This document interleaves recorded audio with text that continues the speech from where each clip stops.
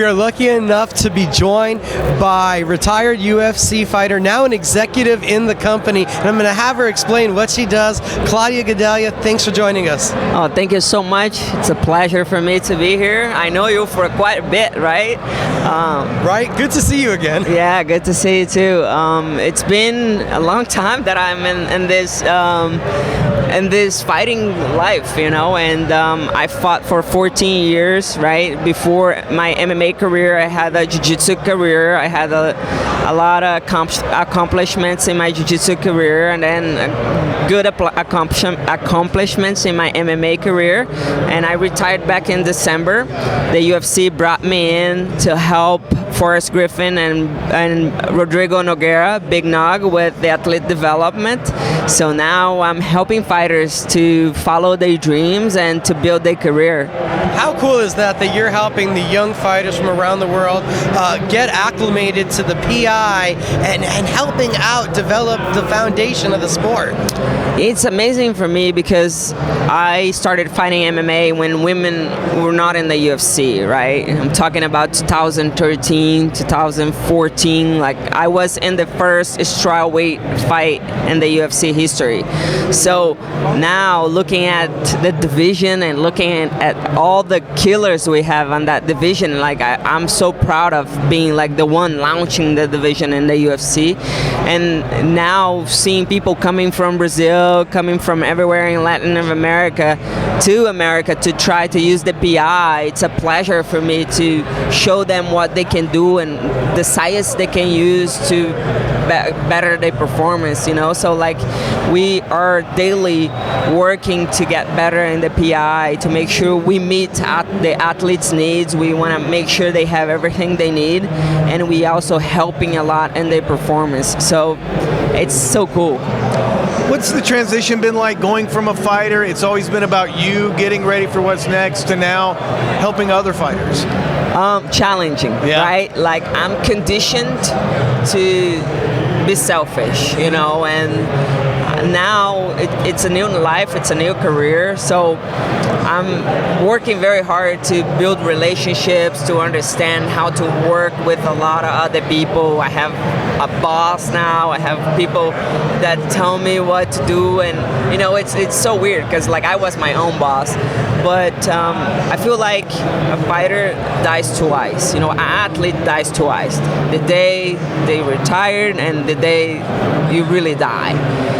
And I feel like it was a loss of identity. I kind of lost my identity for a little bit, and I'm finding myself again.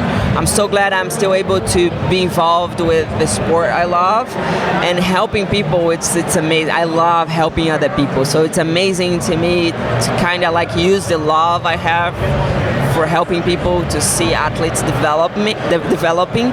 So this is not a challenge at all when it comes to like helping fighters. You know, the challenge is like with myself trying to realize that now I am an employee in the company. I'm not that fighter anymore, you know, and I'm going through the transition, you know. Like some days I wake up and I still think that I'm the fighter, and I go like, oh no, like life is different now, you know. And as I've been working for the UFC for 5 months now, and I already see a lot of changes because I used the PI as an athlete, and I understand what the athletes need from the PI. I understand how the PI can get better, you know. So like making those changes and being able to be daily with the athletes, making sure they have everything they need, it's been amazing, you know. And I already have a lot of results from the work I'm doing. I see so many athletes that I'm helping performing well and doing better mentally, you know, and physically, and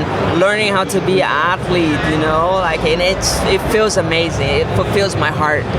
Is it possible to explain a little bit how big of a tool and an asset the PI is for these athletes? Yeah, so it's amazing, right? Like when I started fighting, I used to do everything for myself, right? And the PI, they really try to do everything possible for an athlete to go out there and perform in the best of their ability. So nutrition is strengthening, conditioning, sports science, physical therapy, and mental health.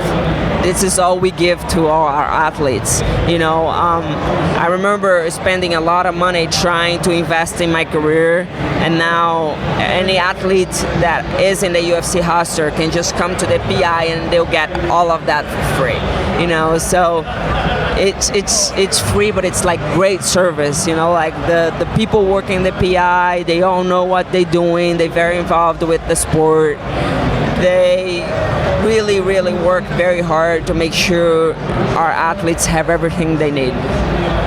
And I got to imagine, even though you're not competing anymore, are you still putting on the gi? Are you still on the mats? Oh yeah, every day, every day. I train every day. I like being in shape. You know, like I used to train like 6 hours a day. Now I train 2 hours a day. It's like I have a 9 to 5 job now, so it's kind of like I work out in my lunch break, and then when I get off work, I work out again. You know, but I feel like I'm never gonna stop training. You know, I love martial arts. I love everything I've learned from martial arts. So this is gonna be me forever. And I gotta know, what did you look at as your favorite fight from your MMA career now that it's over? I feel like the fight I performed the best of my abilities was against Carolina Kovacevic in Rio de Janeiro. Like fighting in Brazil and being in Rio, there was something about being in your country, in the city you grow up, you know, and just feeling the fans in Brazil is just like something else also. So I feel like I remember every little piece of that fight camp and that fight. You know, it's a fight that I'll never forget.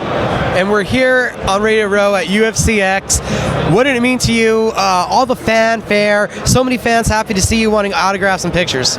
It's amazing. It's like all the work I've done in my life and all the work I still do in my life, it pays off. You know, when I see people coming up to me to take a picture, I see they look up to me and they get inspired by the work I do, you know, so it's beautiful to feel that love and to be involved with the fans, you know, and it's something that I always loved.